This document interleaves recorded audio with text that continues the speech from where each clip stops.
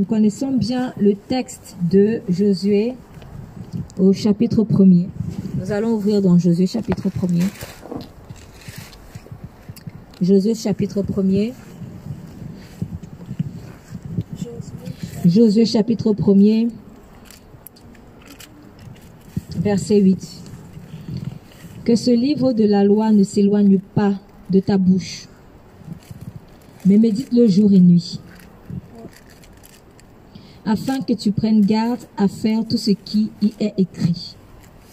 Car c'est alors que tu réussiras dans tes entreprises. C'est alors que tu prospéreras.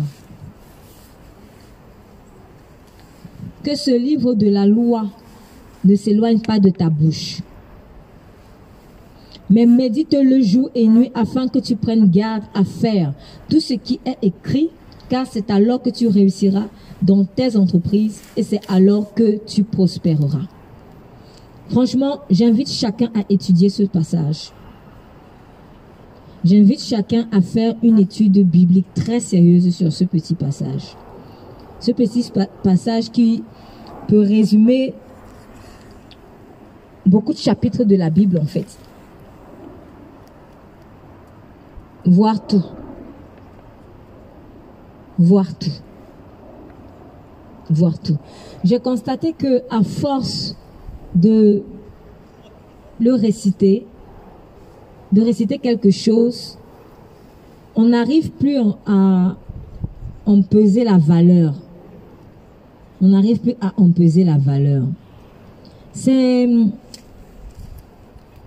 En fait, c'est l'habitude. C'est l'habitude, c'est l'accoutumance mêlée à la familiarité, en fait. Donc, on est tellement familier à quelque chose qu'on n'arrive plus à toucher la profondeur de cette chose. C'est un peu aussi comme dans les relations. Dans les relations familiales, les relations amicales. Je vois cette femme, je vois cet homme que j'ai épousé. Bon, je sais que c'est mon mari. Je sais que c'est ma femme. Mais est-ce que tu connais vraiment sa valeur? Et souvent, c'est quand maintenant ça clash. Quand ça clash et que cette personne, tu vas la revoir avec une autre qui va vraiment la valoriser, c'est là où tu vas te dire, mais comment je ne l'avais jamais vue comme ça? Mais c'est une belle personne. Dans tous les sens du terme. Hein. Je peux parler, si vous voulez, vous prenez au sens physique, si vous voulez, vous prenez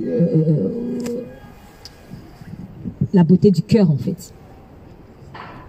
Souvent, c'est quand la personne n'est plus là, qu'on commence à se rendre compte de ce qu'on a perdu. Mais pourquoi c'est seulement quand elle n'est plus là qu'on se rend compte qu'on l'a perdu? C'est parce qu'on s'est trop habitué. On s'est trop habitué à cela. Et on s'est trop familiarisé, mais une familiarité, je ne sais pas si vraiment la famille, je doute que la familiarité soit une bonne chose.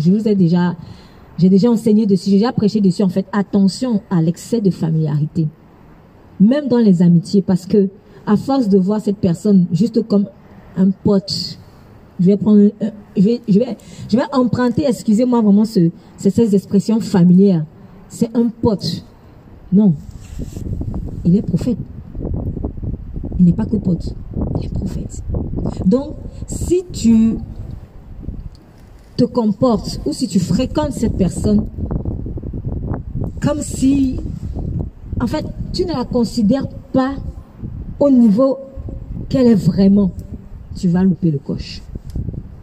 Tu vas perdre quelque chose. Jésus est venu sur terre. Il est venu vers les siens. Mais les siens ne l'ont pas reçu. Les siens ne l'ont pas reconnu. Ils ne l'ont pas reconnu. Ils s'étaient trop familiarisés avec Jésus. N'est-ce pas le fils du charpentier? Arrêtons-nous un peu et observons autour de nous des personnes avec qui on pense être familières. Et au-delà des personnes, arrêtons-nous un temps soit peu et réfléchissons sur quelles sont les paroles de la Bible avec lesquelles tu t'es un peu familiarisé. L'Éternel est mon berger, je ne manquerai de rien. Il me conduit sur les verts pâtirages. Tout le monde récite ça. Mais même parfois quand tu vois la personne qui récite ça, il n'y a même pas de puissance dedans. Elle ne comprend même pas ce qu'elle dit. C'est une récitation. Et à force d'avoir récité, elle n'arrive plus à voir la puissance de ces mots. L'Éternel est mon berger. Beaucoup récitent ça. L'Éternel est mon berger, je ne manquerai de rien. Même avant d'avoir connu Christ, j'avais entendu parler de ce passage parce qu'on le récitait. Mais c'était une récitation. Donc, entre guillemets, connaissais ce psaume avant de connaître Christ. Mais c'est en Christ que j'ai connu, sans guillemets. Donc, il y a connaissance entre guillemets et il y a connaissance sans guillemets. Comme un jour, le Seigneur m'a dit, quand je lui disais, mais tu te révèles à moi aujourd'hui. Depuis que je te priais là, depuis que je suis petite, comment c'est seulement maintenant, en fait, que tu viens m'ouvrir les yeux? Comment se fait-il que je ne te connaissais pas? Mais pourtant, pour moi, je te connaissais. Et il m'a dit ceci. À l'époque, il me semble, si mes souvenirs sont bons, parce que il me dit, tu connais François Hollande? J'ai dit oui. Je connais François Hollande. C'était le président de l'époque. Il me dit, c'est qui? Je lui dis, mais c'est le président. C'est le président. Après, il me dit, est-ce que tu le connais? Il m'a d'abord posé la question, tu connais François Hollande? J'ai très spontanément, en fait. J'ai dit, oui, Seigneur, bien sûr. Oh là là, quelle question. Après, il me repose, est-ce que tu le connais? Et il me dit, connais-tu son plat préféré? Sais-tu à quel moment il a l'habitude de dormir? Connais-tu ses habitudes quand il est dans ses quatre murs? Après, il m'a dit, quand je lui ai dit bien sûr non, il me dit, voilà comment tu me connaissais en fait avant. De loin. Donc, tout loin d'ici là. Vous connaissez votre président, mais de loin. C'est normal. Vous ne le fréquentez pas intimement. Donc, celui que tu ne fréquentes pas intimement, tu ne peux pas le connaître sans guillemets. Du coup, il y a connaître et connaître. Et maintenant, intime. Que veut dire intime? J'aurais dit peut-être chercher avant. Mais c'est pas grave parce que le Seigneur aide. J'aimerais qu'on trouve la définition d'intime, s'il vous plaît. Que signifie intime? Trouvez la définition. J'aimerais qu'on la lise à haute voix dans le dictionnaire tel que le monde la comprend. Afin qu'on saisisse, qu'on essaye de saisir ce que le Seigneur veut dans la connaissance intime. C'est quoi intime? Avec micro, s'il vous plaît. À haute voix. Qui est au plus profond de quelqu'un, de quelque chose, qui constitue l'essence de quelque chose et reste généralement caché, secret. Très bien. Est-ce qu'on peut reprendre? Qui est au plus profond de quelqu'un, de quelque chose. Point. Intime. Qui est au plus profond de quelque chose, de quelqu'un. Merci. On continue. Qui constitue l'essence de quelque chose et reste généralement caché, secret. Voilà. Qui constitue l'essence de quelque chose et reste généralement caché, secret. Reste généralement caché, secret. Donc, 3 étapes. Premièrement, profondeur. C'est bien ça. Deuxièmement, essence. D'accord? Troisièmement, caché généralement. Alors, quand tu vois ça, tu te dis, mais Seigneur, toi qui dis que tu vas dire à certaines personnes, je ne t'ai jamais connu, donc tu n'entres pas. C'est un peu injuste parce que, comment tu peux cacher? Parce que ce qui est intime, c'est caché. Puisque, en fait, quand il dit, je ne vous ai jamais connu, le mot grec ici, c'est koinonia, qui parle d'intimité, en fait. Intimité, même parfois qu'on utilise dans le sens de rapport sexuel. Donc, c'est juste pour nous donner un peu une image du degré d'intimité que le Saint-Esprit veut avec chacun de nous. L'intimité profonde. Parce que pour ma part, il n'y a pas de plus grande profondeur physique, juste physique, hein, qu'un rapport sexuel, que de connaître quelqu'un en fait dans le cadre d'un rapport sexuel. Il n'y a pas plus de profondeur au sens physique du terme. Il n'y a pas plus. Donc, ça, ce n'est qu'une image. Tout ce que Dieu a créé au sens naturel, dans le monde naturel, n'est que le fruit, en fait, l'homme des choses spirituelles. Donc, imaginez maintenant dans l'esprit, l'intimité que le Saint-Esprit va avoir. C'est une intimité profonde, tout simplement. C'est une intimité profonde. Donc, on va essayer de se servir de ça. Première partie, qui est au plus profond de l'être. C'est ça. C'est bien ça? Oui. Qui est au plus profond de l'être. Alors, qui est au plus profond? Quelque chose qui est profond, c'est quelque chose qui n'est pas à la surface. Donc, tu ne le trouveras jamais à la surface. Si tu veux vraiment la profondeur, il faut que tu creuses.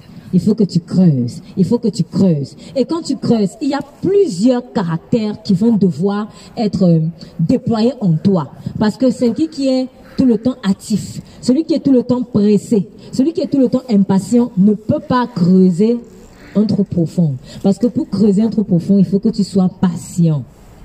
Alors, maintenant, toujours dans la profondeur, pour quelqu'un qui veut vraiment la profondeur, tu ne peux pas être faible. Tu as besoin de force. Parce que pour creuser là, il te faudra de la force. Donc, patience, persévérance, puisque c'est dans la même famille, il faut la force. J'entends aussi dans mon esprit détermination. Vous voyez les gens qui vont chercher l'or là, dans les grottes, voilà. Ils vont chercher l'or dans des, comment on les appelle? Le nom m'échappe, oh là là.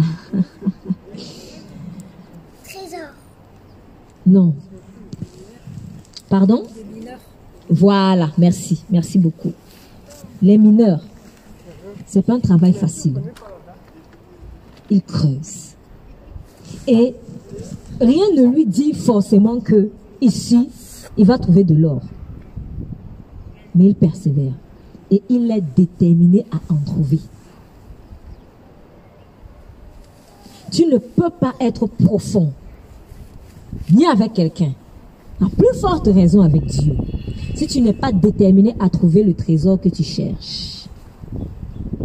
Qu'est-ce que tu cherches chez Dieu? Qu'est-ce que tu cherches chez Dieu? Es-tu déterminé à trouver? L'absence de détermination exclut l'intimité. Parce que personne ne se dévoile comme ça. À moins d'être dans la théorie des nudistes, personne ici ne marche nu. Oui, on ne se dévoile pas comme ça. On ne se dévoile pas comme ça. Donc, vous ne marchez pas nu. Comment croyez-vous que, excusez-moi, je vais parler, mais spirituellement parlant, comment croyez-vous que Dieu va dévoiler sa nudité devant vous facilement comme ça? On ne s'expose pas nu devant n'importe qui. On s'expose nu devant la personne avec qui on a une relation intime. Légalement intime, je vais ajouter. Au cas où il y en a qui se disent qui veulent valider la fornication avec ce que je dis. Non, si vous êtes dans la fornication, vous êtes dans l'illégalité. Tu ne peux dévoiler ton intimité que devant ton époux ou ton épouse. Et Christ est dans une alliance pareille avec toi. C'est ce qu'il veut en fait. Dans tout ce qu'il fait là, tu commences bébé, tu commences... Il veut l'intimité de l'époux et l'épouse. Mais comment l'époux va se dévoiler sa nudité si tu n'es pas profond? Si tu n'es pas déterminé à trouver ce qui est en profondeur? Comment?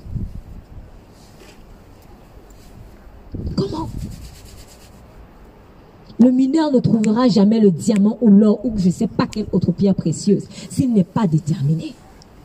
Et quand il a trouvé, il oublie la peine, il oublie la sueur, il oublie peut-être les écorchures qu'il a eues. Tellement il est content d'avoir trouvé cette pierre précieuse. Parce qu'il en connaît la valeur. Parce qu'il en connaît la valeur. Si c'était que des cailloux, est-ce que le mineur allait prendre la peine d'être là tous les jours, de casser, de casser, de casser, s'il savait qu'ici il n'y a rien? Quand tu sais qu'ici il n'y a rien, tu n'es pas déterminé. Ce qui veut dire quoi? Ce qui veut dire que quand avec Jésus, je ne suis pas déterminé, c'est que dans ma tête, dans mon subconscient là peut-être, ou peut-être c'est même déjà conscient, hein, mais c'est qu'il y a quelque chose en moi qui me dit, je sais qu'ici il n'y a rien. Donc tu te dis qu'avec Jésus, il n'y a rien. Donc l'absence de détermination traduit la valeur que tu donnes à Jésus. Si pour toi, Jésus a vraiment ce trésor-là, tu veux te déterminer. Et on n'aura pas besoin de te forcer. Parce que normalement, dans toutes les choses de Dieu, dans la relation avec Dieu, ça ne se force pas. C'est spontané. Les gens qui vont mettre autour de toi, c'est seulement pour te recadrer un peu, pour que tu ne t'égares pas. Mais c'est encore le Saint-Esprit qui va parler au travers d'eux. Mais personne ne va te dire, te pousser, allez, bosse, allez, va chercher l'intimité avec Dieu. On ne peut pas faire ça. On ne peut pas forcer quelqu'un à vivre une intimité avec nous. Sinon, ça devient quoi? Du viol. Ça devient du viol. Le viol, c'est justement ça. Déshabille-toi. Déshabille-toi. C'est-à-dire, c'est un forcing de l'intimité. Mais à la fin de cela, qu'est-ce qui se passe? Tu es brisé. Tu es meurtri. Tu perds même ton identité. Tu es diminué. Tu sens qu'on t'a volé quelque chose. Donc l'intimité ne peut jamais se faire avec du forcing. Ça se fait avec l'amour. L'amour, ça ne se force pas. Ça s'offre et ça se reçoit dans la douceur, dans la joie. Voilà pourquoi il dit, viendra des temps où on ne dira plus à son frère, connais Dieu, aime Dieu. Viendra des temps où, pourquoi? Parce que lorsqu'il déversera le Saint-Esprit, tu ne peux pas avoir le Saint-Esprit et on est là, on te dit, aime Dieu. Non, non, non, non, c'est que tu n'as pas le Saint-Esprit. Ou alors, si vous avez l'Esprit, marchez par l'Esprit. L'Esprit de Dieu n'est pas là comme une décoration. Il n'est pas là comme une décoration, en fait. Il est là pour être utile. Il est là pour nous préparer à la rencontre de l'époux. Donc, intime, premier aspect, profondeur.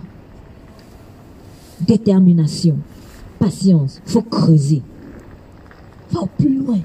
Apprends à voir les choses, pas seulement de façon physique, mais vois dans l'esprit, parce que l'esprit est la partie de ton être la plus profonde. C'est là-bas où Dieu aussi va loger, dans ton esprit. C'est la partie de ton être la plus profonde. C'est pour ça qu'il nous a encouragé d'avoir le discernement. Discerner en fait les esprits.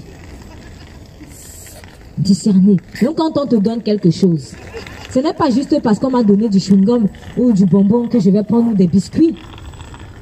Qui me donne? C'est Dieu ou c'est Satan? Parce que même Satan peut donner du riz. Hein? Il peut donner à manger. Il peut faire un semblant de guérison. Il peut faire un semblant de guérison. Hier, on discutait avec quelqu'un dans la sortie d'évangélisation. Une fois que je lui ai donné mon témoignage et que j'ai expliqué comment est-ce que j'ai commencé à vivre cette parole, selon laquelle le Seigneur Jésus disait, les signes qui accompagneront ceux qui auront cru, en mon nom, ils imposeront les mains aux malades, les malades seront guéris. Entre autres signes.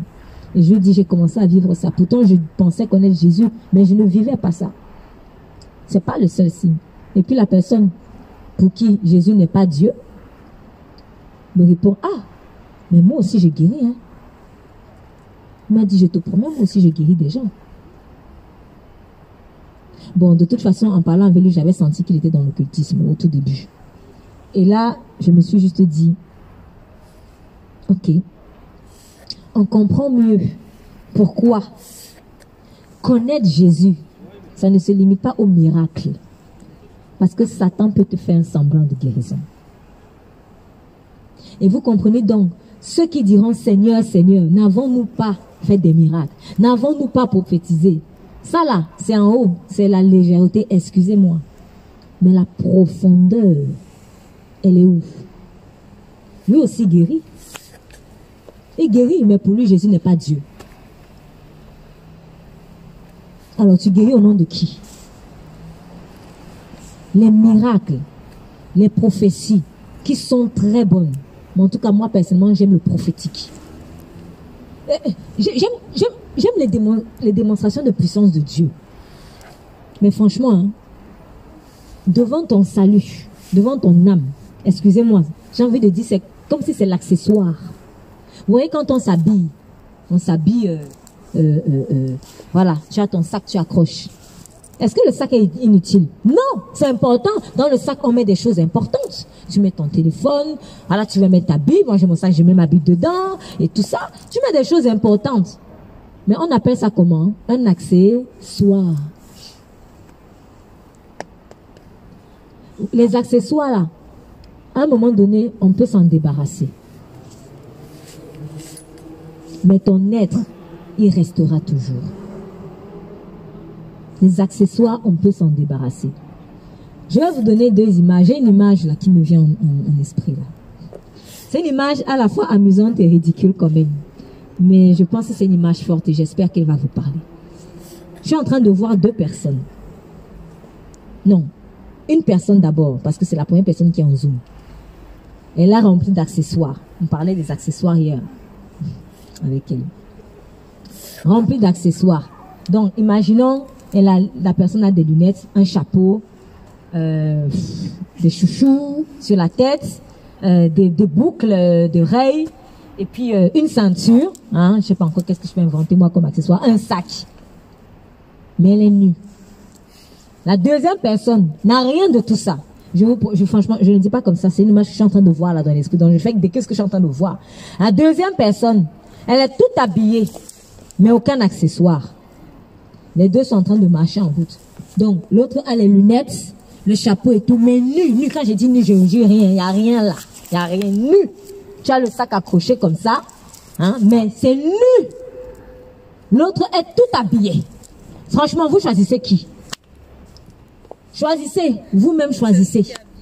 Voilà, c'est ça. Donc, quand tu es rempli d'accessoires, voilà comment on est souvent. On vient à Jésus.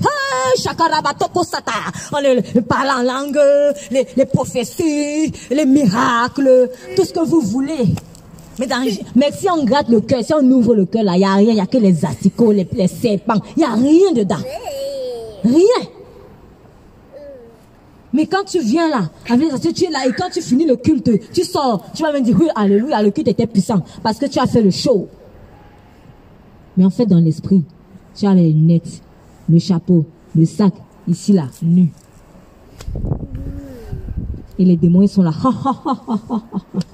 Je vous assure, quand tu viens à Jésus que pour le show, tu ne te rends pas compte que dans le monde spirituel, quand les esprits méchants ou les agents du diable, eux, ils sont en train aussi de te voir comme faisant un show. En fait, c'est comme s'ils sont dans leur truc à la télé. Donc, ils vous voient en fait, comme sur des écrans, à la télé. Pendant que toi, tu es en train d'adorer Jésus, mais en mode showman, lui, il est en train de rigoler, il dit, regarde celui-là. Ah, oui, c'est celui que j'avais oppressé avant-hier, regarde. Et quoi qu'il est habillé, regarde comment il est nu. Ils sont en train de rigoler. Et toi, là, tu crois que tu es trop dans l'onction. Quelle onction? Il n'y a pas d'onction dedans. Si tu es dans l'onction nue, ça ne sert à rien. Pourquoi? Parce qu'il n'y a pas de profondeur. Vaut mieux celui qui est habillé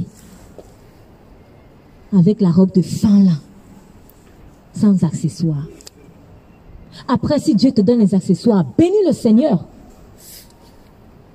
Mais ne mets pas l'essentiel après l'accessoire. Mets d'abord l'essentiel. Et j'en reviens donc au deuxième point. Essence de. C'est quoi l'essence de quelque chose?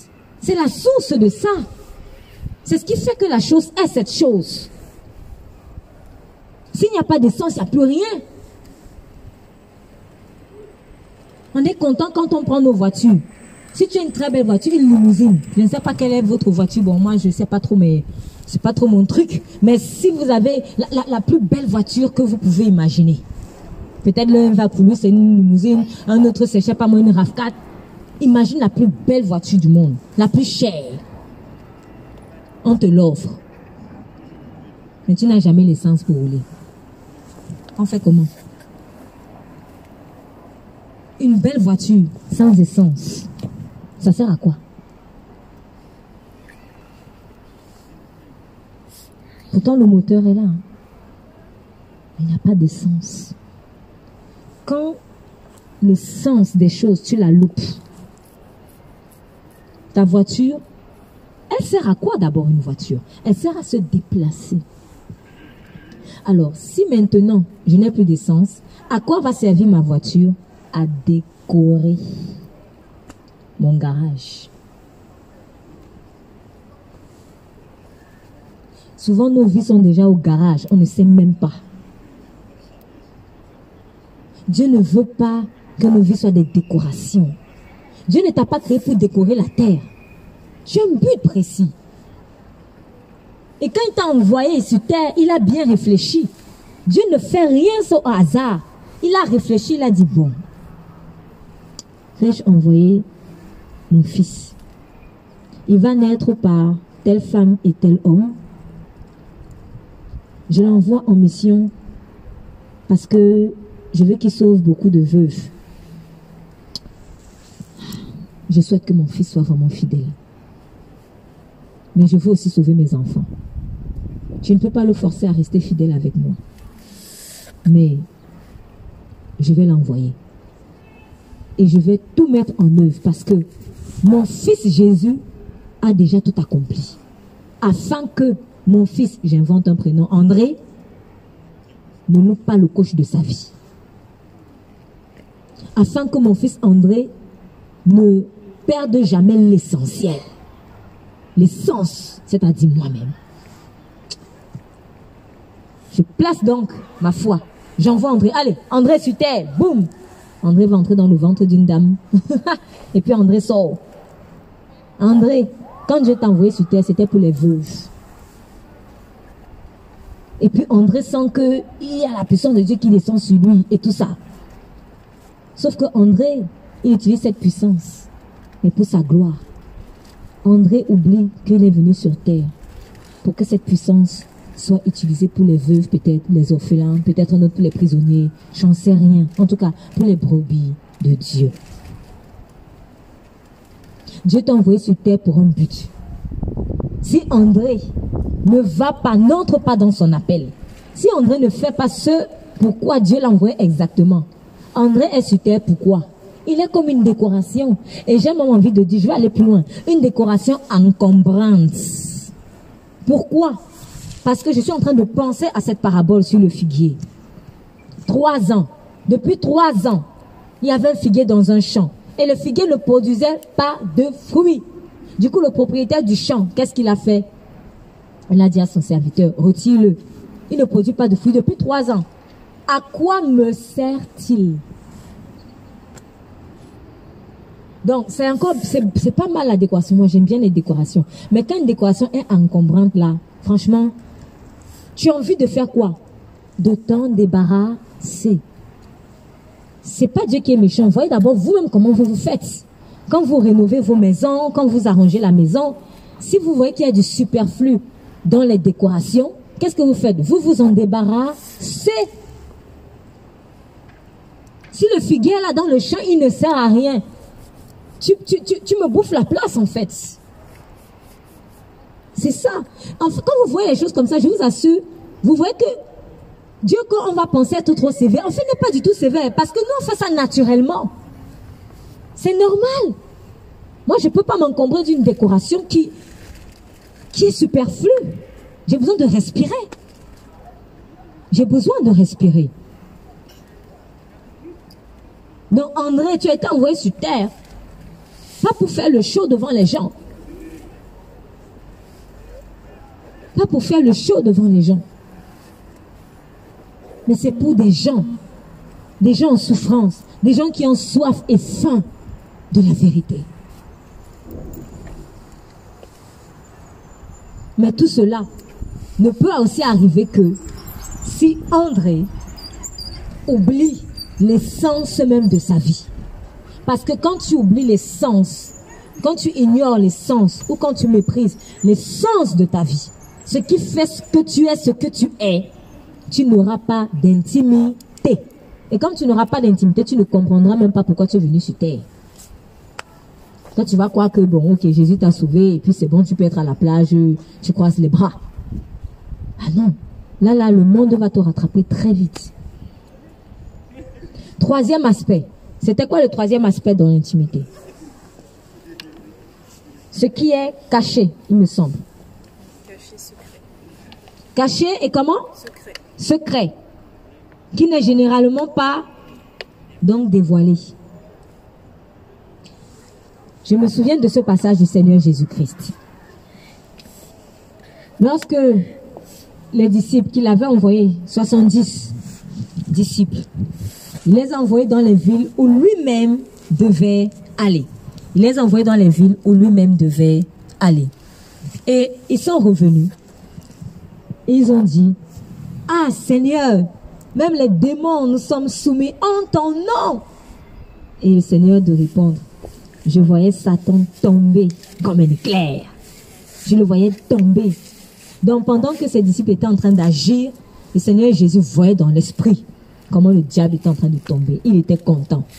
Après, il dit ceci, « Mais ne vous réjouissez pas de ce que les démons vous soient soumis en mon nom, mais réjouissez-vous plutôt de ce que vos noms soient inscrits dans le livre de vie. » Donc, le fait de chasser les démons, ça veut dire, c'est très simple, le fait de chasser les démons, c'est très important. Comme ton sac là est très important, mais Jésus dit l'essence quand même c'est quoi? C'est ton salut. Que ton nom soit inscrit dans le livre de vie. Donc sur quoi est-ce que tu focalises? Focalises-tu sur l'utilisation du nom de Jésus? Ou focalises-tu plutôt sur l'inscription de ton nom, de ton propre nom, dans le livre de vie? Le nom que Jésus te donne, c'est pour que tu sois toujours garanti de ce que ta place en lui est là. Tu as une place auprès de lui. Et quand il t'a sauvé, il t'a sauvé.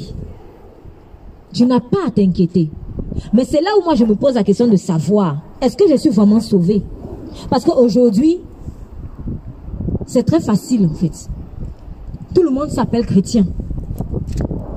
Tout le monde s'appelle chrétien. Mais il y a quelque chose qui me rassure. C'est que quand Jésus est venu, il n'a pas dit je viens pour sauver des chrétiens ou alors je viens chercher des chrétiens. Il a dit je viens chercher une épouse. C'est même pas lui qui a créé le mot chrétien. Le mot chrétien, ce sont les gens d'Antioche. En ayant vu des disciples de Jésus agir comme Jésus, être comme Jésus, ils ont dit ah, ils sont comme le Christ. On va les appeler petits Christ. Pour beaucoup à la base, c'était même un nom moqueur. Ah, un petit Jésus. C'était mon moqueur en fait. Mais c'est pas grave. Il y a des moqueries qu'il faut prendre. Si on se moque de moi pour Jésus, je prends. C'est pas grave. Mais on se rend compte que de plus en plus, c'est devenu simplement culturel. Chrétien. Mais Jésus ne vient pas chercher des chrétiens. Il vient chercher Christ en toi. Il vient chercher son épouse. Et l'épouse, elle est dans l'intimité. Et dans cette intimité-là, c'est l'épouse qui va voir ce qui est caché. Et quand il a dit à ses disciples, réjouissez-vous de ce que vos noms soient inscrits dans le livre de vie, il fait une prière au Père. Et il dit, Père, je te rends grâce. Je te loue parce que tu as caché ces choses aux sages. Et tu l'as révélé aux petits enfants. Tu as caché ces choses aux sages et tu l'as révélé aux petits enfants. Tu l'as voulu ainsi.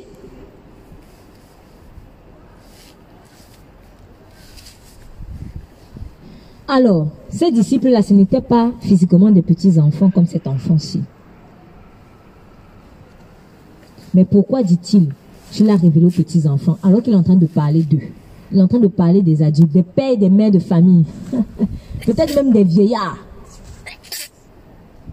En fait, Jésus fait écho à une autre exhortation qu'il avait donnée. Si vous ne devenez pas comme des petits enfants, vous n'hériterez pas du royaume des cieux. Ou encore, il dit d'ailleurs, laissez venir à moi les petits enfants, car le royaume des cieux appartient à ceux qui leur ressemblent. Avant de devenir l'épouse de Christ, il faut que tu sois enfant de Christ.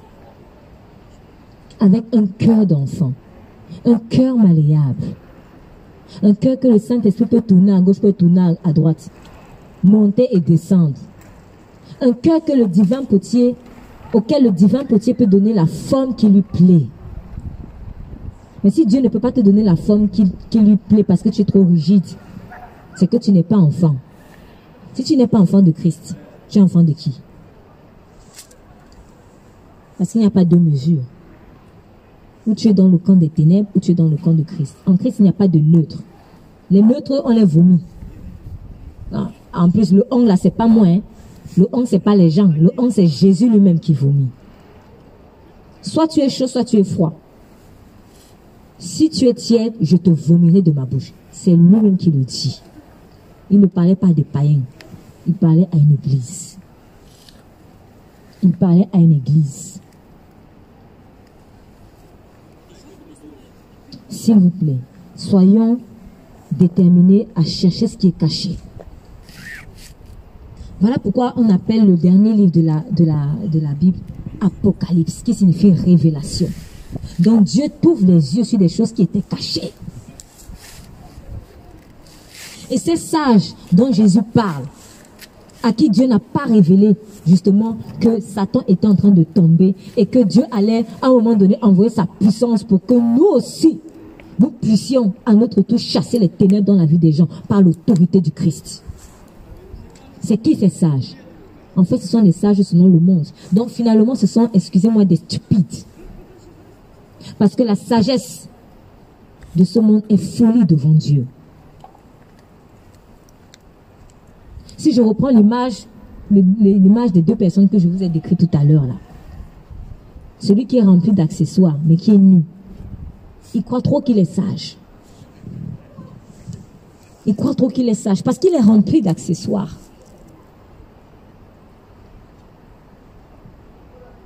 Dans les accessoires de notre vie, les choses qui vont finir.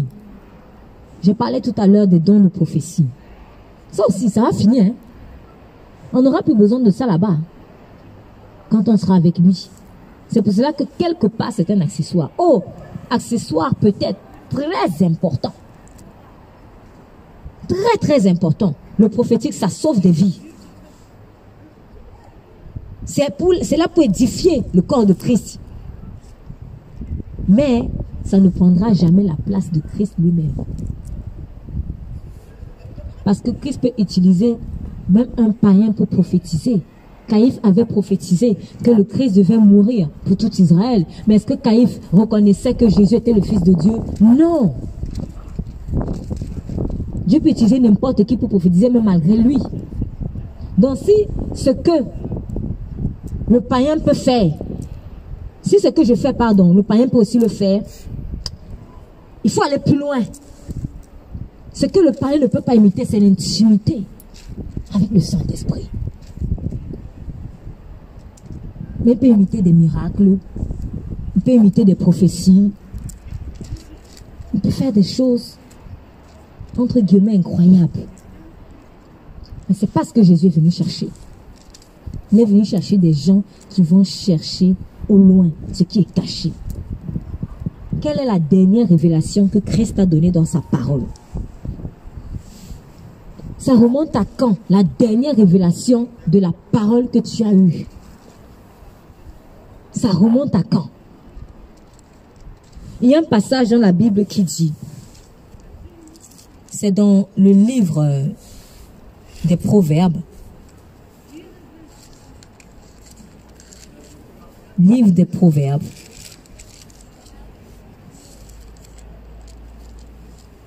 verset 18. Je demande la lecture, s'il vous plaît. Livre des Proverbes, verset 18. Livre des Proverbes, verset 18. Livre des Proverbes, verset 18, s'il vous plaît. Livre des Proverbes, chapitre 28. Livre des Proverbes, chapitre 28, verset 18, s'il vous plaît.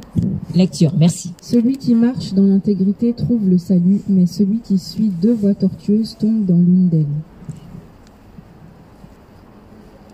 Bon. Ok, c'était pas exactement ce que je voulais, mais c'est pas grave. Par contre, ça va m'intéresser. Chapitre 29 maintenant. Chapitre 29. Proverbe 29, verset 18.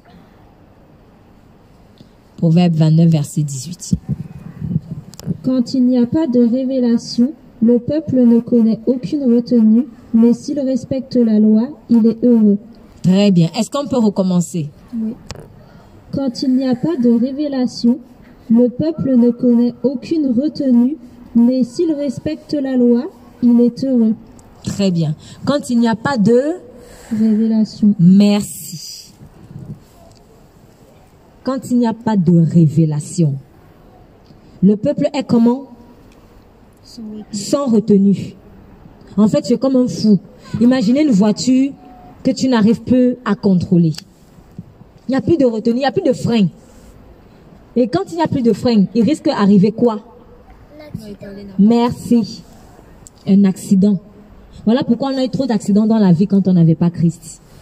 Parce qu'on n'avait pas la révélation de qui il est.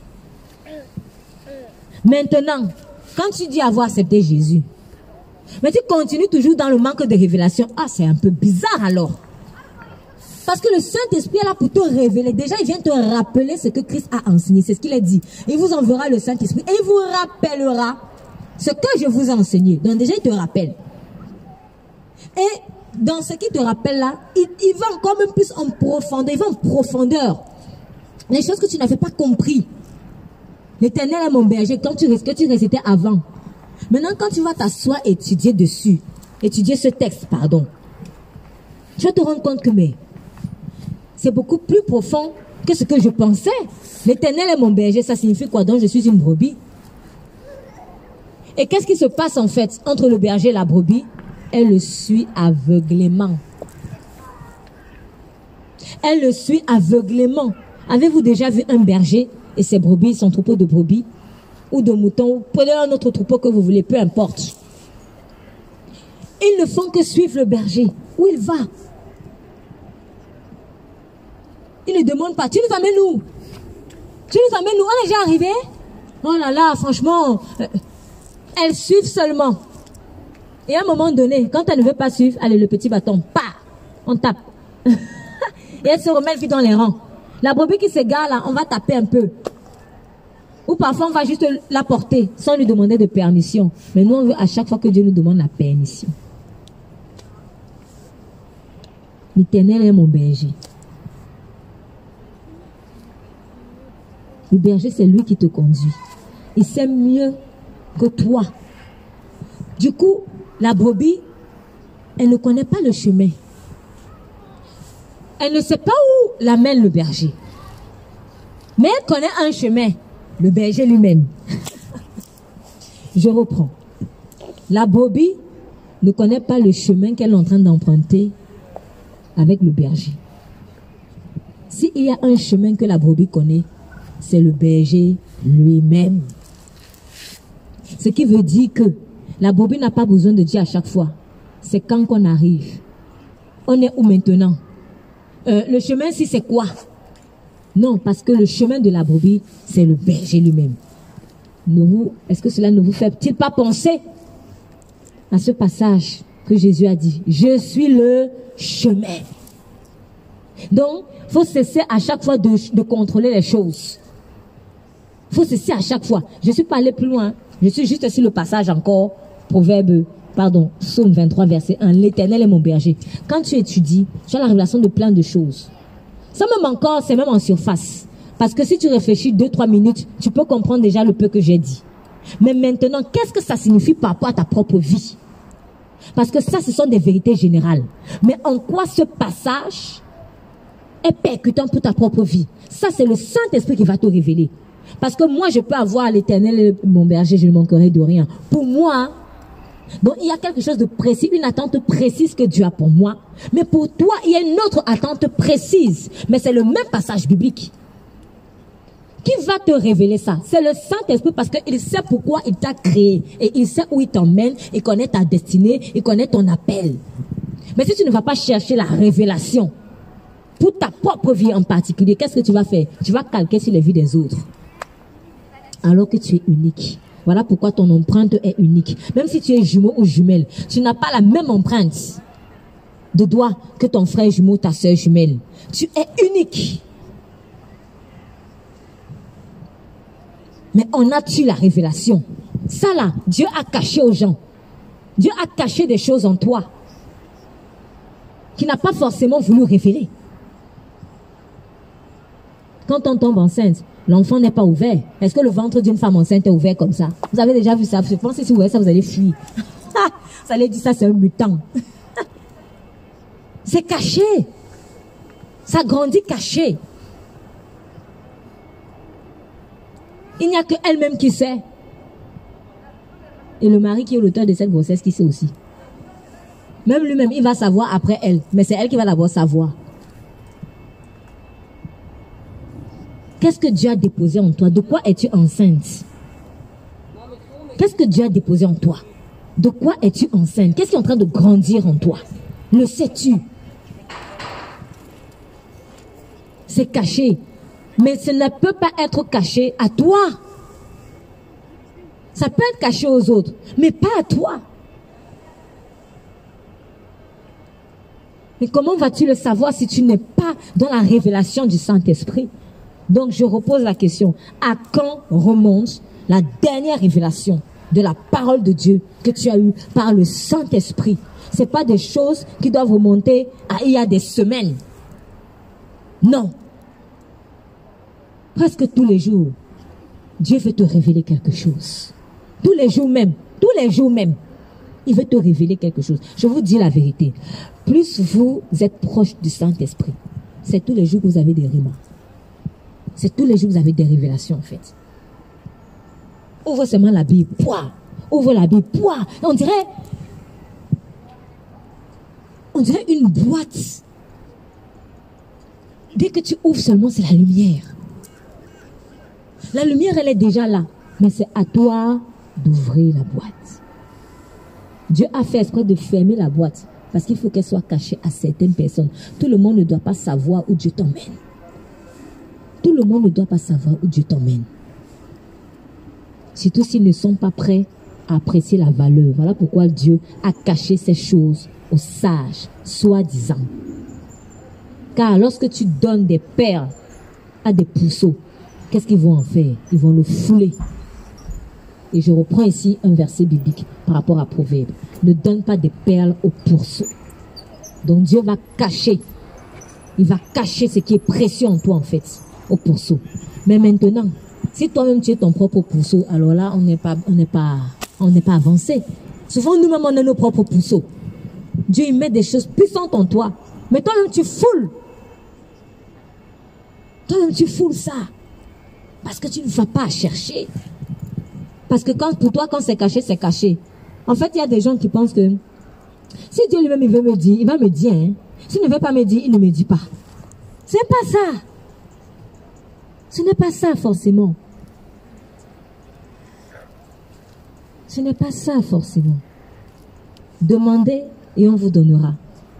Cherchez et vous trouverez. Frappez et on vous ouvrira. Donc tout dépend de ta volonté de frappe. J'ai failli dire d'abord, tout dépend de ta force de frappe. Mais je préfère d'abord dire, tout dépend de ta volonté de frappe. Parce que la force qui la donne, c'est le Saint-Esprit. Quand tu veux frapper, quand tu es disposé à frapper, à ce moment-là, le Saint-Esprit vient te donner sa capacité. Car ça ne sera pas avec ta force, ni avec ta puissance, mais ça sera par le Saint-Esprit que tu auras la révélation. Si tu attends seulement les révélations du pasteur, tu n'entreras jamais à Canaan. Les révélations du pasteur sont là pour t'aiguiller. C'est là pour t'éclairer mieux sur ce que toi tu as déjà reçu comme révélation. C'est ça que je vous dis toujours, un bon leader doit vous pousser à avoir vos propres révélations. Si vous êtes là vous asseoir juste pour manger les révélations des gens, c'est un peu compliqué. Quand Dieu met à côté de toi des gens qui ont constamment des révélations, c'est pour que tu sois aussi intéressé à avoir cela. C'est pour que tu puisses aspirer aux dons les meilleurs. Car c'est un ordre. Aspirer aux dons les meilleurs. Aspire à ça. Aspire. Je me souviens que quand j'avais connu le Seigneur Jésus-Christ, j'écoutais beaucoup d'enseignements. Et j'étais tombée vraiment sur un serviteur de Dieu qui m'avait beaucoup béni. Et j'ai remarqué, il était tout le temps en train de dire, oui, j'ai fait ça, et puis Dieu m'a dit ceci. J'ai fait ça, et puis Dieu m'a dit ceci. J'ai rêvé ceci, et puis Dieu m'a dit ceci. En fait, moi, à un moment donné, je ne retenais que ceci. Je ne retenais même plus les messages. Il y avait cette phrase-là qui me restait toujours dans la tête. Dieu m'a dit, Dieu m'a dit, Dieu m'a dit. Et puis, il y a comme une sorte de frustration qui est née en moi. Et j'ai commencé à dire, mais Seigneur, vous êtes toujours en train de dire, tu lui as dit, tu lui as dit. Moi aussi, je veux que tu me dises. Moi aussi, je veux que tu me dises. Pourquoi toi aussi, tu ne me dis pas? Et à ce moment-là, j'ai compris que c'est juste une question de consécration, en fait. Et j'ai commencé à prier, être déterminée. Seigneur, je veux que tu me dises. Et en le lui demandant, je m'efforçais à rester dans sa présence. Donc, tout ce qui pouvait me distraire là, les rendez-vous inutiles, les choses comme ça, j'ai mis de côté. J'ai mis de côté. Et j'ai commencé à chercher sa face sérieusement. Et Dieu donc a ouvert mes oreilles spirituelles. De telle sorte que désormais, ce n'est plus moi simplement qui disais, ah Seigneur, pourquoi lui dit tout le temps, Dieu m'a dit. Maintenant, c'était d'autres personnes qui disaient à mon sujet, ah Seigneur, pourquoi elle tout le temps elle dit que Dieu m'a dit? Oui, parce que moi aussi j'ai commencé à dire, naturellement, sans forcer. J'ai pas eu à forcer en fait. Je me suis même pas rendu compte que je disais tout le temps. C'est des gens qui me faisaient la remarque. Ah, mais toi, on dirait que Dieu te parle beaucoup, hein. J'ai dit, ah bon? Après, je me suis dit, ah, mais tiens, ah bah oui. Ah bah oui. La consécration, elle paye. Cherche seulement un peu plus Dieu, tu verras. Cherche-le un peu plus. Bon, commence par un peu, mais après, cherche beaucoup plus. On va étape par étape. Mais va un peu plus en avant. Consacre peut-être un peu plus de temps, je ne sais pas. Ou alors, peut-être c'est même pas une question de temps. C'est juste une question d'ouverture de cœur. Sois plus franche avec lui. Sois plus franche avec Dieu. Et il va t'ouvrir son cœur. Est-ce que vous serez content d'avoir quelqu'un à qui vous parlez tout le temps? Tout le temps, il est en train de te demander de tes nouvelles. Enfin, pas juste des nouvelles. Parce que n'importe qui demande des nouvelles, peut-être n'importe qui, même pas des amis intimes. Mais tu as quelqu'un qui est tout le temps en train de demander des choses intimes de ta vie. Des secrets intimes. En tout cas, quand il te pose la question, tu te sens obligé de dire des choses intimes de ta vie tout le temps. Mais maintenant, quand toi tu as fini de parler, naturellement tu vas dire, et toi? Il ne dit jamais rien. Est-ce que c'est normal ça? Ça c'est bizarre. En tout cas, moi je dis, si vous êtes à côté de quelqu'un comme ça là, c'est le diable qui est derrière. Soit il faut peut-être prier pour la personne, j'en sais rien. Soit c'est une relation toxique qui est là. En tout cas, cette personne est là en mode contrôle. Pour moi, il n'y a rien d'autre. Mais une relation où tout le temps, toi tu es en train de déverser ton cœur. Tu es en train d'exposer ta nudité. C'est ça en fait, tu es en train de faire. Mais quand tu dis maintenant, et toi? Il se ferme. Donc toi tu viens seulement chercher les secrets chez moi. Mais tout le temps toi tu te fermes. Et en plus ce n'est même pas toi qui vas spontanément lui parler. Hein. C'est lui qui vient toujours chercher. Souvent c'est lui qui vient seulement chercher. Et c'est qui ta nouvelle fréquentation d'aujourd'hui? En fait tu te poses des questions. Tu te dis mais lui il ne se dévoile jamais. Comment vous allez vous sentir? Frustré, blessé. D'autres vont fuir. En tout cas moi je vous dis, moi si Dieu ne me dit pas reste là, je ne reste pas. Et si je reste là, tu vas changer, obligé, forcer. Parce que tu ne vas pas m'avoir avec l'esprit de contrôle. Je vais refuser ça sur ma vie. Il faut refuser l'esprit de contrôle en fait. L'homme n'est pas appelé à dominer l'homme. La soumission, ce n'est pas la domination. Et l'esprit de contrôle, c'est horrible, ce n'est pas bien. C'est prendre la place de Dieu sur la vie de quelqu'un. Donc les gens qui veulent tout le temps découvrir ta nudité là. Après eux-mêmes ils se cachent. Il faut faire attention. Il faut aller prier pour savoir si cette relation elle vient de Dieu ou si elle est saine. Bref, remets cette relation entre les mains du Saint-Esprit afin que toi, tu ne te retrouves pas avec des larmes et dépouillé à la fin. Alors regardez comment vous êtes donc pas bien dans ce genre de relation. Maintenant on transpose ça sur Dieu. Dieu il vient tout le temps déverser son cœur. Il te dit comment il est. Je t'aime, tout ça, j'ai fait ci, j'ai fait ça, je suis comme ci, je suis comme ça. Mais toi, tu restes toujours comme une carapace de tortue. Tu ne trouves pas. Pas sincèrement. tu te fermes. Comment tu vas? Comment penses-tu que Dieu va se sentir? Voilà pourquoi donc il dira à d'autres, je ne vous connais pas. Vous comprenez donc maintenant mieux le je ne vous connais pas. Ce n'est pas méchant. Il a raison. Il a raison. Il va te dire, mais ok, tu es vierge, tu es ma fiancée, mais moi tout le temps je t'ai parlé de moi.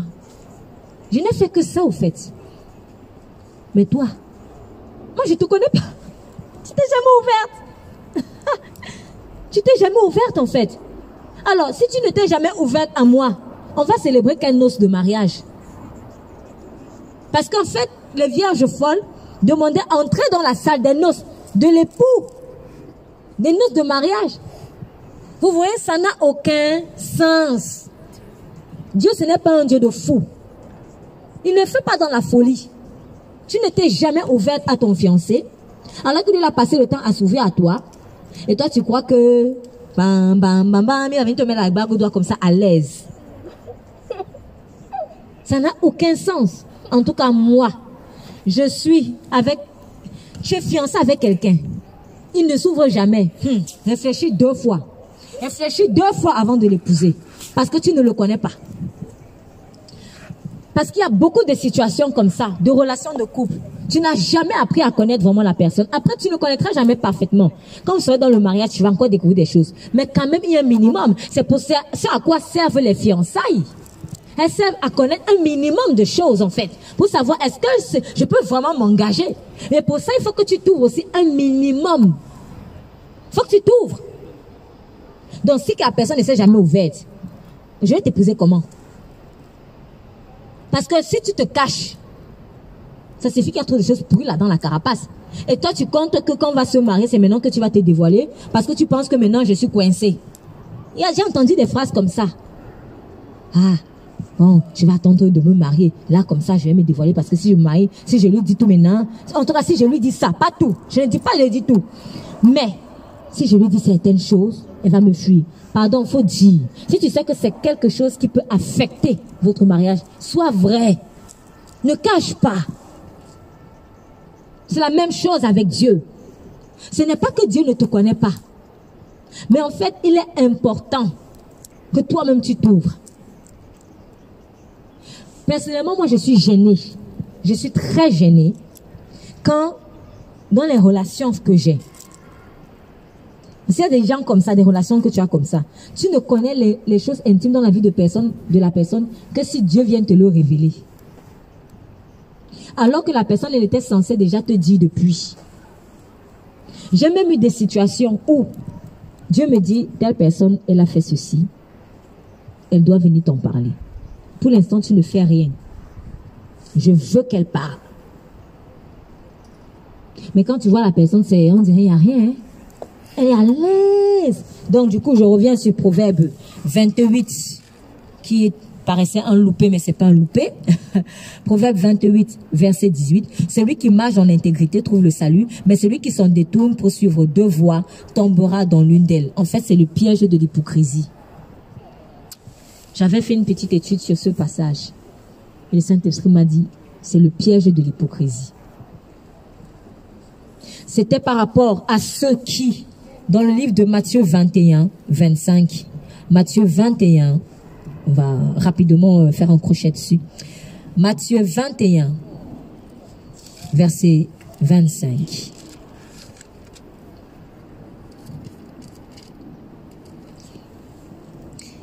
On va relire un tout petit peu en haut. Quand Jésus fut venu dans le temple, les principaux sacrificateurs et les sénateurs du peuple vinrent à lui, comme il enseignait, et lui dirent, par quelle autorité fais-tu ces choses? Qui est-ce qui t'a donné cette autorité? Jésus répondant leur dit, je vous ferai moi aussi une question. Et si vous me répondez, je vous dirai aussi par quelle autorité. Vous voyez, ça me fait un peu penser à ce que je viens de dire tout à l'heure. Toi, tu viens poser, tu viens gratter dans la vie de la personne, tu grattes, tu grattes. Lui te dit, attends, moi aussi je vais gratter chez toi. Non, chacun va gratter chez l'autre. Ce n'est pas que toi qui vas parler, moi aussi, ce n'est pas que moi qui vais parler. Toi aussi tu vas me parler. Tu veux savoir ce qui est en moi, mais moi aussi je veux savoir ce qui est en toi. Du coup, je répète, c'est Matthieu 21 à partir du verset 23. Du coup, ils disent, dis-nous par quelle autorité tu fais cela. Il dit, moi aussi, je vais vous poser une question. Si vous me répondez, là, je vous réponds. Comme ça, on est quitte. C'est ça, en fait, normalement, une intimité. Après, ces gens-là ne cherchaient pas une intimité. Mais Jésus voulait les prendre à leur propre jeu. Et il dit ceci. Le baptême de Jean, d'où venait-il? Du ciel ou des hommes? Or, ils raisonnaient ainsi en eux-mêmes. En eux-mêmes. Donc, c'était caché. Si nous disons du ciel, il nous dira, pourquoi n'y avez-vous pas cru? Puisque ces gens-là, on nous parle de sénateurs du peuple et des principaux sacrificateurs.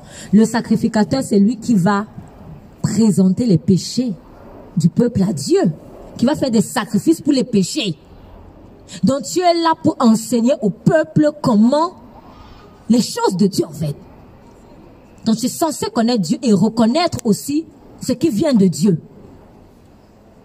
Donc il dit l'autorité de Jean, ça venait du ciel ou des hommes. Et ils disent, si on dit du ciel, il va nous dire pourquoi n'y avez-vous pas cru? Puisque vous avez l'habitude de dire aux gens, nous on croit en Dieu. Et puis, ils disent encore, et si nous disons des hommes, nous avons à craindre le peuple, car tous regardent Jean comme un prophète. Si nous disons des hommes, nous avons à craindre le peuple, car tous regardent Jean comme un prophète. Ils étaient coincés. Voilà des gens qui ont tout le temps voulu montrer aux autres qu'ils croient trop en Dieu. D'ailleurs, je suis principal sacrificateur, je suis sénateur du peuple, etc. Je crois en Dieu. Ah, ok. Pourquoi n'as-tu pas cru en Jean? Pourquoi n'as-tu pas cru en le précurseur du Messie? Parce que si tu crois en Dieu, tu es censé reconnaître ce qui vient de Dieu ou pas. Surtout quand c'est assez flagrant. Surtout quand c'est assez flagrant. On peut peut-être être enfant de Dieu et quelquefois manquer de discernement. On doit grandir dans le discernement. Mais il y a des choses évidentes. Il y a des choses évidentes. Il y a des choses très évidentes. Pourquoi n'as-tu donc pas cru en le précurseur de Jean quand il parlait? Pourtant tu dis que tu crois en Dieu. Et du coup ils ont dit, si on dit que Jean venait de Dieu, il va nous demander ça. Et qu'est-ce que nous on va répondre? On sera obligé de dire que, en fait, on ne veut pas de Dieu. Parce que c'est ce qui était réel. Et il ne voulait pas se dévoiler. Ces gens ne voulaient pas se dévoiler. Au pire encore, au pire, tu peux peut-être dire ceci. Au pire, tu peux avouer cette faiblesse à Dieu. Comme celui qui a dit, oh Père, Dieu, viens au secours de mon incrédulité. Viens au secours de mon incrédulité. Si tu reconnais en fait que tu as cette faiblesse, bah dis-le lui. Présente-la lui. Mais ne cache pas. Eux, ils ont caché en fait leur incrédulité. Et en cachant leur incrédulité, ils veulent en plus faire croire au monde qu'eux, ils croient. Et ils se disent, maintenant si on dit que cela vient des hommes, la foule va nous lapider parce qu'ils prennent Jean pour un prophète. Donc toi-même tu savais que le peuple prenait Jean pour un prophète. Pourquoi tu n'as donc pas dit, osé dire au peuple que peuple tu te trompes? Mais c'est parce qu'au fait le peuple ne se trompait pas à ce moment-là. Le peuple peut se tromper parfois, mais à ce moment-là, le peuple ne s'était pas trompé en prenant Jean pour un prophète. Du coup, tu n'as pas osé dire au peuple que le peuple se trompe parce que tu savais que Jean était vraiment un prophète. Alors, c'est quoi le problème? Le problème, c'est qu'au fond, tu ne crois pas en Dieu. Du coup, tu ne crois pas en ceux qui viennent de la part de Dieu. Mais ils n'ont pas osé le dire. Et du coup, ils ont dit à Jésus, ainsi, ils répondirent à Jésus, nous n'en savons rien. On ne sait pas. L'hypocrisie va toujours produire le mensonge. Est-ce qu'il disait la vérité quand il disait nous n'en savons rien? Non. Ne sais-tu vraiment pas que Jean est prophète? Ne sais-tu vraiment pas que Jean venait de la part de Dieu? Ne sais-tu vraiment pas? L'hypocrisie produit le mensonge. Ils ont tellement voulu cacher. Ils se sont dit, ah, on veut plaire à Dieu en même temps. Mais en même temps que, on veut plaire aux hommes. On veut plaire aux hommes. Et on se retrouve coincé entre les deux. Il faut que tu choisisses. Si je cherchais encore à plaire aux hommes, je ne serais pas serviteur de Dieu, a dit l'apôtre Paul. Donc l'hypocrite, il veut toujours faire les deux. Je suis avec toi, Dieu, mais je suis avec lui. Je posais faire mon image devant le peuple. Non, c'est pas possible. Et ces principaux sacrificateurs n'avaient pas compris une chose. Quand tu es sacrificateur, quand tu vas présenter au peuple ses péchés, tu vas présenter à Dieu les péchés du peuple. Et tu fais un sacrifice. C'est les péchés de qui d'abord qui étaient présentés à l'autel? Quand vous lisez l'Ancien Testament, en fait, vous voyez que le sacrificateur, il faisait des sacrifices d'abord pour lui. Et après, il en faisait donc pour le peuple. Parce que tu ne pouvais pas débarquer dans le Saint des Saints comme ça. J'ai appris, c'est pas marqué dans la Bible, mais en tout cas, j'ai appris dans certains récits apparemment dans la culture juive, apparemment. Donc je préfère mettre ça au conditionnel parce que je suis pas sûre, mais c'est fort probable pour moi. C'est fort probable. Avant, le sacrificateur, souvent, on lui mettait une corde au pied. Quand il entrait dans le tabernacle, dans le Saint des Saints, en fait, on mettait la corde au pied parce que il arrivait qu'il puisse mourir dedans. Or, s'il meurt dedans, qui va entrer dans le Saint des Saints et vivre? Du coup, on lui accrochait une corde quand il arrivait là-bas. S'il est sorti vivant, tant mieux. S'il est mort, on va se mentir. Tu ne peux pas être sacrificateur de Dieu et blaguer avec ta sainteté. Tu ne peux pas. Comment peux-tu présenter à manger aux gens dans un plat sale? Hey! Même si la nourriture là est bonne, comment? Si le plat est sale, tu as fait un bon ragoût. Et puis, le plat là, il est sale. C'est ça que tu prends. Et tu viens, tu déposes ton bon ragoût. Même si le ragoût sent très bon, moi personnellement, je vais me retirer. J'ai pas envie d'avoir une intoxication alimentaire. Le principal sacrificateur, tu es comme ce plat-là. Et tu viens présenter à Dieu le sacrifice. Mais comment toi, qui es le sacrificateur, tu blagues avec ta sainteté? Mais tu veux que le peuple soit saint. Tu te moques de qui? Moi-même, je vole. Et je m'en vais intercéder pour un voleur.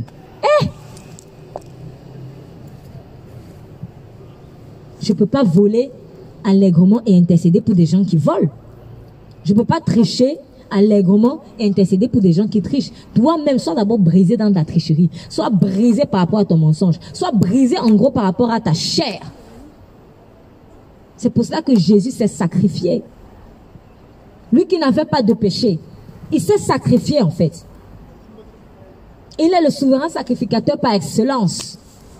C'est lui qui n'avait pas de péché a dû être crucifié, donné en holocauste, afin que nous aussi, nous donnions un sacrifice vivant devant Dieu. Mais comment nous on peut, en tant que sacrificateur aujourd'hui, car il est écrit, il a fait de nous un peuple de sacrificateurs désormais. Ce n'est plus juste la race de Lévi. On a parlé de la race de Lévi la semaine passée. Maintenant, si tu es en Christ, tu es sacrificateur, car il a fait un peuple de sacrificateurs. Donc, toi aussi, Dieu t'utilise pour des gens. Mais si quand toi, tu viens te tenir dans la présence de Dieu pour des gens, ta propre vie d'abord, c'est comment? Veux-tu qu'on tire aussi ton cadavre avec la corde? Ne plaisantons pas avec notre vie, s'il vous plaît. Ne plaisantons pas. Ne plaisantons pas. Car un souverain sacrificateur, ça peut aller en enfer. Ce monsieur-là, qui jugeait dans l'hypocrisie, il était coincé en fait. Peut-être qu'il a blagué pendant un moment avec son sacerdoce. Il se retrouve coincé quand le maître arrive enfin. Et du coup, au lieu d'avouer que vraiment, tu sais, dans mon sacerdoce, là, je n'étais pas correct, hein. Peut-être que je donnais des bêtes borgnes, une jambe cassée, alors que la bête doit être entière. Quel est le genre d'offrande que tu fais à Dieu? Une offrande de mépris ou une offrande d'agréable odeur? La meilleure offrande, c'est ta vie. C'est ta vie qu'il veut. Au-delà de l'argent, au-delà du matériel, au-delà même du service. Parce que si Dieu a ton cœur, il aura tout. Ton service, ton argent, tout ce que tu veux. D'ailleurs, l'argent, là, c'est même pas pour toi. C'est à lui. Si Dieu a ton cœur, il va tout récupérer, ce qui est à lui. Mais Dieu peut avoir l'argent de ta part, le service de ta part, sans toi-même.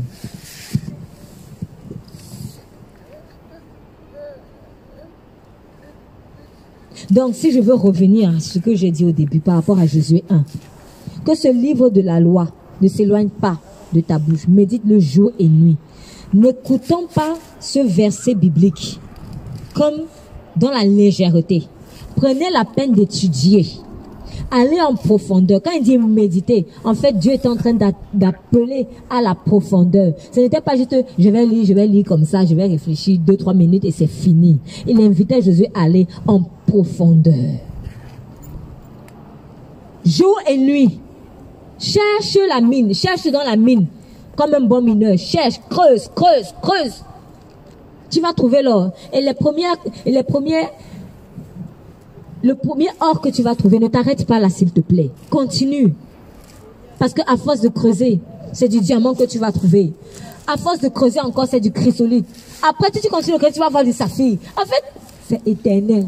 C'est que les pierres précieuses, tu es riche éternellement. Tu vas te rendre compte que mais je suis riche éternellement, en fait. Je suis riche. J'ai en tête une image que j'avais vue à plusieurs reprises déjà sur la représentation de la persévérance en Christ. C'était l'image d'un mineur, justement. L'image de deux mineurs plutôt, pardon. C'était l'image de deux mineurs. Et puis, il y avait, à un moment donné, les pierres précieuses qui étaient cachées, elles étaient cachées sous terre. Et les mineurs étaient à une distance un peu éloignée de cela. Donc, les deux mineurs ont... Non, excusez-moi, autant pour moi, c'est un seul mineur et il y avait deux personnes. Il y avait un mineur et il y avait une autre personne qui était à l'endroit où se trouvait l'or. Et cette personne représentait Dieu et le mineur représentait l'homme, l'enfant de Dieu. On parle de l'enfant de Dieu. Je ne parle pas juste de l'homme charnel, mais je parle de quelqu'un qui a vraiment normalement donné sa vie à Christ. Et puis, le mineur a commencé à creuser. Il avait sa pioche. Vous savez, quand vous êtes sous terre, vous ne voyez plus forcément ce qui est en haut. Vous êtes à l'intérieur, hein. Donc vous ne voyez pas. C'est pour ça d'ailleurs que les mineurs ont des torches frontales, parce que c'est noir à l'intérieur. Donc on ne voyait pas la surface, la terre, parce qu'il était déjà sous la terre. Et il creusait. Il commençait à creuser. Il commençait à creuser. Pendant ce temps, Dieu était là et attendait. Ou la personne qui représentait Dieu était là et attendait au-dessus de l'endroit où se trouvaient les pierres précieuses. Donc, il a continué de creuser. Et puis, à un moment donné, il commençait à creuser avec la grimace. Donc, au début, tu es même content. Souvent, c'est ce qu'on fait, hein. Au début, tu creuses, tu es content quand tu as reçu la parole de Dieu. Ah, Dieu t'appelle à faire ceci. Alléluia! Amen! Tu creuses avec les dents en l'air, tu es tellement content, tu creuses. Et puis, à un moment donné, le visage commence à s'assombrir. Ça commence à s'assombrir. Et puis, continue de creuser. Et en continuant de creuser, le visage n'était plus seulement sombre. Le visage était déjà irrité. Donc, ça faisait... Il n'était plus content. Il continuait de creuser.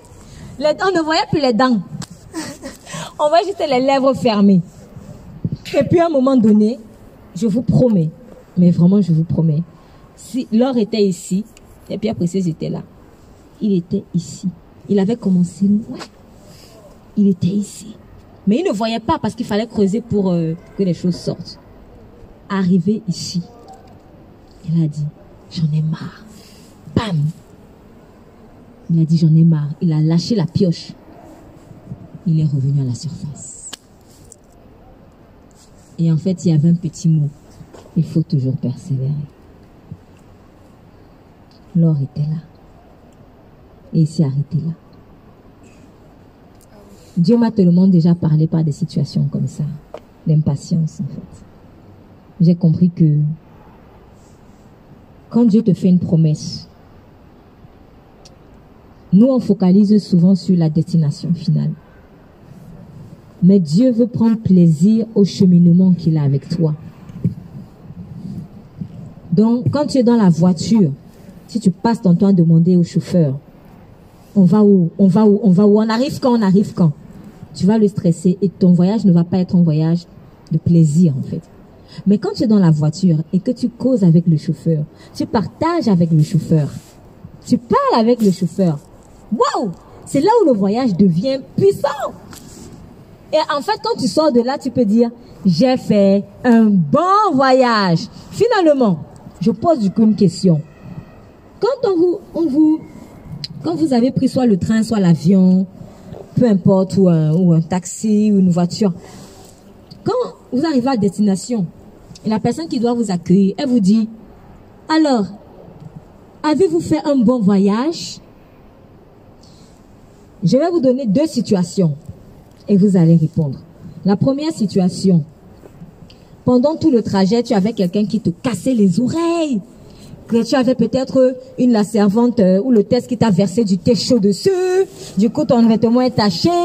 Et puis, tu as eu un enfant qui criait, qui a même sauté sur tes cheveux et a commencé à les tirer. Et puis, tu as même quelqu'un, un fou, il y a une bagarre qui a commencé. Et puis, dans la bagarre, l'un donnait un coup de poing à l'autre. Et puis, l'autre est tombé sur toi. Bref. Tu es même sorti de là avec une jambe cassée. Mais tu es arrivé à destination. Si tu devais arriver peut-être à Bordeaux, j'invente un truc. Tu quittes Paris, tu arrives à Bordeaux. Tu es arrivé à destination. L'hôtesse te demande, avez-vous fait un bon voyage? Que vas-tu répondre? Non. Mais tu es arrivé à destination. Maintenant, je prends l'autre exemple. Pendant que tu étais dans ton avion ou dans ton métro ou dans ton trajet, peu importe, tu as fait une belle rencontre. Et puis, peut-être que tu es en train de réfléchir sur ta vie, sur ce que tu dois faire dans l'avenir et tout ça. Ou alors, tu as envie d'être médecin. Peut-être tu as envie d'être médecin. Mais tu te dis dans ton cœur, oh là là, j'aimerais vraiment rencontrer quelqu'un qui pourra me motiver. Et puis, comme par hasard, tu te rends compte que ton voisin de bon, il commence à te faire la causette et tout. Et puis vous parlez, tu te rends compte qu'il est médecin. Et il commence à te donner des tuyaux pour la médecine et tout. Et là, tu es tout content. Est-ce que ça ne vous est même pas déjà arrivé, à force d'être concentré dans la causerie, de louper votre station? Ah si. Voilà. Tellement tu prends plaisir à ce que tu es en train de faire. Donc, tu es très content. Et puis tu dis, ah, bon, je dois vous quitter, mais ça m'a fait trop plaisir de vous rencontrer. Maintenant, quand tu sors du train ou du métro ou de l'avion, je ne sais pas, peu importe, la voiture, l'hôtesse te demande, avez-vous fait un bon voyage? Tu vas dire, oui. Ou alors, tu n'es même pas encore arrivé à destination, mais tu es en train de prendre du bon temps avec ton voisin. Et l'hôtesse vient, monsieur ou madame, faites-vous un bon voyage? Tu vas dire oui. Est-ce que tu es déjà arrivé à destination? Non. Ce qui veut dire quoi? Le bon voyage est déterminé par quoi? Est-il déterminé par la destination finale ou alors par le trajet? C'est le trajet qui fait que tu fasses un bon voyage. Je reprends. C'est le trajet de ton voyage qui fait que tu fasses un bon voyage. Ce n'est pas seulement le fait d'être arrivé. Oui, il faut que tu arrives. Il faut que tu arrives. Mais, si ton attitude est désagréable pendant le trajet, tu ne feras pas un bon voyage. Jésus veut prendre du bon temps avec toi pendant le voyage. Pendant le voyage. Et pour la petite histoire, ça me rappelle un peu ce que j'ai vécu hier. Donc, en rentrant, le Saint-Esprit me dit, je voulais rentrer en transport commun. Le Saint-Esprit me dit, non, tu vas prendre un Uber. Je dis, ah Seigneur. J'ai d'abord calculé, je me suis dit, non, est-ce que c'est moi-même qui pense ou bien c'est vraiment Dieu? J'ai essayé de calculer la trajectoire. et le timing. J'ai vu que si je prenais les transports communs, j'en avais pour 50 minutes pour arriver à destination. Si je prenais la voiture, si je prenais Uber, j'en avais pour 41 minutes. Franchement, en 41 minutes, 50 minutes, quand tu penses que tu vas peut-être dépenser près de 40 €, alors que toi, tu as ton pass Navigo, ça fait réfléchir. Je me suis dit, oh là là, mais franchement, c'est la même distance pratiquement. Et puis, j'entends quand même la pression de Dieu qui me dit, prends un Uber. J'ai dit, ok, je vais le faire. Je vais le faire. Après, je me suis dit, bon, de toute manière, si je ne prends pas aussi le Uber, je ne vais pas confirmer que c'est Dieu qui m'a vraiment parlé. Parfois, vous entendez des voix. Si ce n'est pas encore très clair pour vous, vous allez peut-être entendre une voix. Parfois, il faut le faire. C'est quand tu le fais que tu vas vraiment te rendre compte que, ah oui, c'était peut-être Dieu qui me parlait. Puis si tu t'es trompé, c'est pas grave. On apprend dans l'erreur. En tout cas, j'ai pris le Uber et puis voilà, au départ, je me suis dit, bon, donc Dieu a pitié de moi, il a vu que je suis trop fatiguée. C'est vrai, j'étais vraiment fatiguée. Mais bon, quand j'arrive dans le taxi, dans la voiture, pardon, à peine je monte dans la voiture, et puis le chauffeur, il me dit, église, ça c'est particulier en fait comme nom, parce que comme c'était le nom de église qui apparaissait en fait sur le compte, donc il me pose la question, il me dit, ah, c'est vraiment marrant hein madame, parce que cette soirée, je viens d'avoir un client, c'était un prophète. Maintenant, je prends encore église. Je ne sais pas ce que Dieu veut pour moi ce soir. Je me suis dit, oh là là là là là là là là. Il commence à parler. Et puis, je lui dis, vous êtes chrétien? Il me dit, oui, oui, oui, je suis chrétien. J'ai dit, ah! Et puis, commence à me dire comment, en fait, voilà, leur église vient de s'implanter ici. Donc, il me dit d'où il est, etc. En fait, c'était un vrai enfant de Dieu, quoi.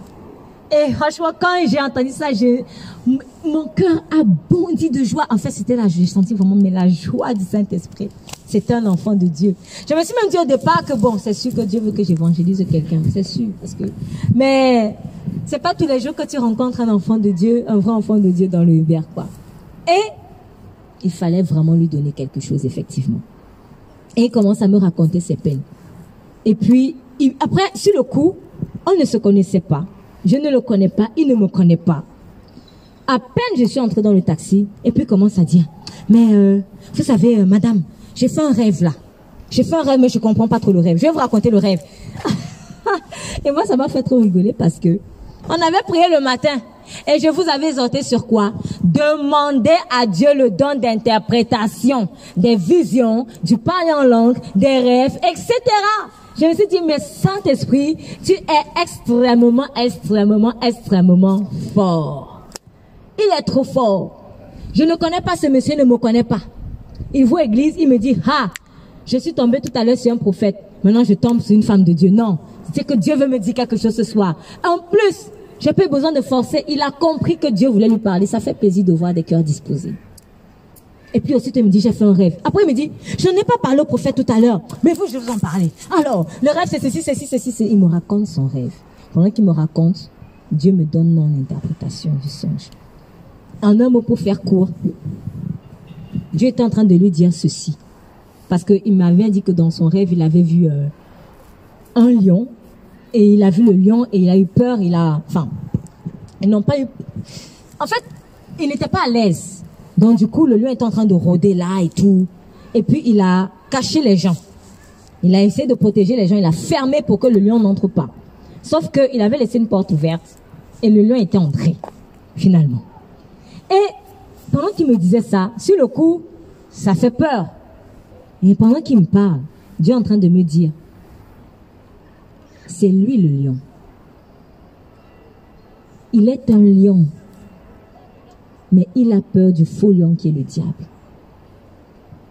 Et j'ai compris que, en fait, avant qu'il ne termine son songe, le lion qu'il avait vu, ce n'était pas vraiment un mauvais lion.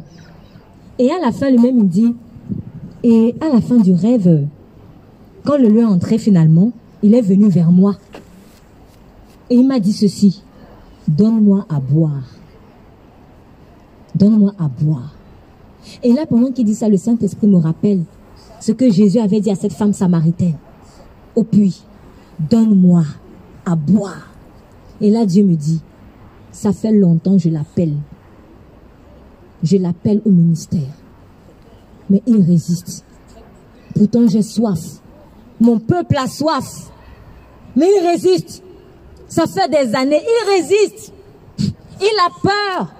Et comme il est écrit, le paresseux dit, il y a un lion dehors. Si je sors, je serai mangé.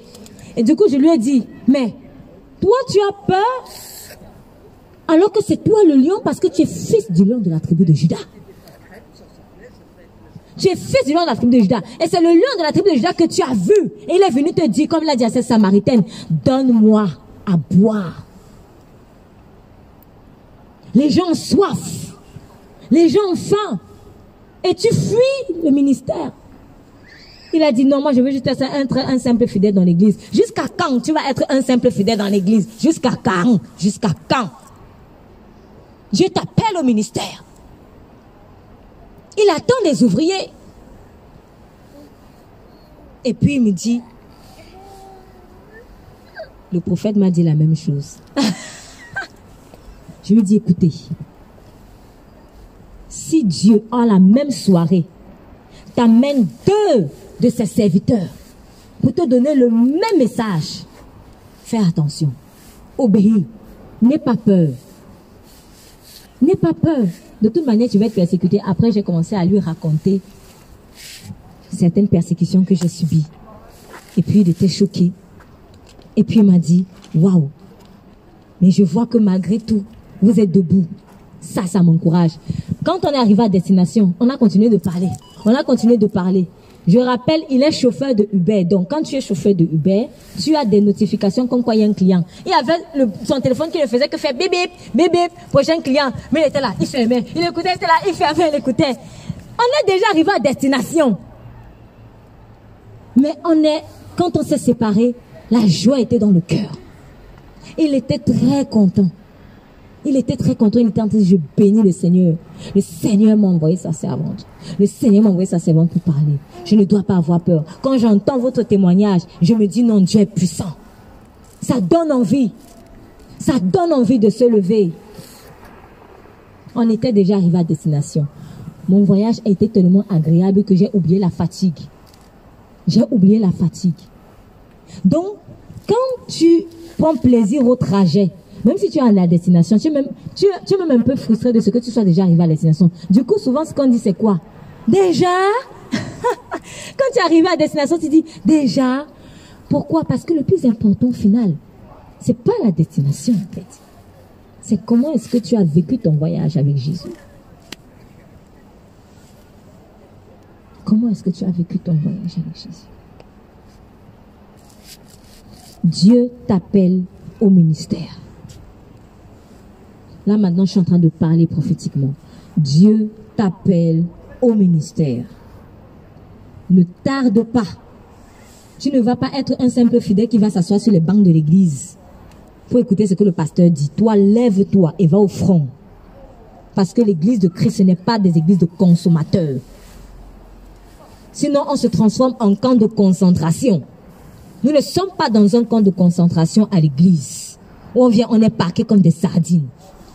Mais ça doit diffuser partout. L'un doit aller à gauche, l'autre doit aller à droite, l'un doit aller au nord, l'autre au sud, l'autre à l'est, l'autre à l'ouest. Toi, tu vas où et quand? Mais si tu tardes, si tu ne te laisses pas crucifier par Christ, tu n'entreras jamais. Tu seras comme ce figuier inutile. Mais comment vas-tu produire du fruit? L'intimité. Ne te familiarise donc plus avec les versets bibliques que tu vas réciter comme ça. Seigneur, merci beaucoup pour ceci, merci beaucoup pour cela. Parfois même le merci là, il n'y a pas le goût dedans. Je vous assure. J'ai eu à déceler des gens qui n'étaient pas vraiment nés de nouveau, mais qui paraissaient tellement nés de nouveau. Qui paraissaient tellement en Christ. Parce qu'ils faisaient plein de miracles. Ils chassaient même les démons. Ils faisaient même genre, ils parlent en langue. Ils faisaient genre, ils parlent en langue. Parce que je ne sais pas comment je peux dire ça. Moi, j'appelle pas ça un parler en langue en fait. Mais dans leur façon de prier, ils avaient toujours merci Seigneur de ceci, merci Seigneur de cela. Mais quand ils disaient le merci là, ça me dérangeait. Je trouvais que c'était un merci creux. Et quand je suis allée chercher la face de Dieu, le Saint-Esprit me dit, il dit tout le temps merci parce qu'il ne sait pas quoi dire. En fait, il n'a rien à me dire. Parce qu'il n'a pas ma parole en lui. Quand tu pries, tu ne fais que sortir la parole. Si tu n'as rien, tu auras des phrases bateau. Ça sert à quoi? La prière, c'est pas répéter les mêmes choses, les mêmes choses, les mêmes choses. Il veut que tu l'adores en esprit, en vérité. Est-ce que même le peu même que tu dis là, tu comprends même ça? Est-ce que tu comprends même ça? Quand je dis Seigneur merci, est-ce que tu comprends même le merci là? Quand tu dis Seigneur merci tu m'as protégé, tu comprends. Seigneur merci, tu m'as justifié. Est-ce que tu comprends même ce que c'est que justifier? Merci pour ton sang. Est-ce que tu comprends la puissance du sang? Ne disons pas des phrases bateau. Allons dans la profondeur de ce que nous disons. Et à ce moment-là, nous allons débroder de la joie du Saint-Esprit. La joie du Saint-Esprit. Donc le Saint-Esprit, je termine, veut que tu sois joyeux. Mais cette joie-là, tu ne la trouveras que dans l'intimité avec lui. Donc, désormais, quand tu vas prendre la Bible pour lire, s'il te plaît, ne lis pas seulement comme ça. Ne t'habitue pas, s'il te plaît, à des versets bibliques comme ça. Essaye d'aller plus en profondeur. Car chaque I, chaque A, chaque E, chaque L, chaque M, chaque lettre de cette parole de Dieu que tu lis, elle est chargée de révélation. À toi d'aller creuser comme un bon minier pour en déceler le secret. Et tu verras, tu connaîtras l'époux tel qu'il est. Et rien ne te sera caché. Car Dieu ne cache rien à ses prophètes, à plus forte raison à son épouse. Seigneur, merci pour ta parole. Je prie vraiment pour un changement. Je prie pour l'intimité. Je prie pour la profondeur. Je prie pour que les choses cachées nous soient révélées. Je prie pour un peuple violent, un peuple déterminé, violent dans les choses de Dieu. Violent, déterminé, Seigneur, à discerner, à comprendre, Seigneur, à voir la révélation des choses qui sont cachées.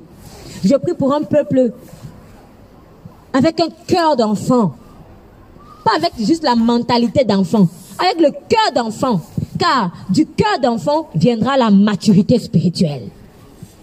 Car c'est celui qui est humble comme un enfant qui saura être mature. Je te remercie, Seigneur. Je te remercie, Seigneur, de ce que tu envoies ton esprit pour cette transformation. À toi toute la gloire. Au nom de Jésus, nous avons prié. Amen. Amen. Amen. Amen.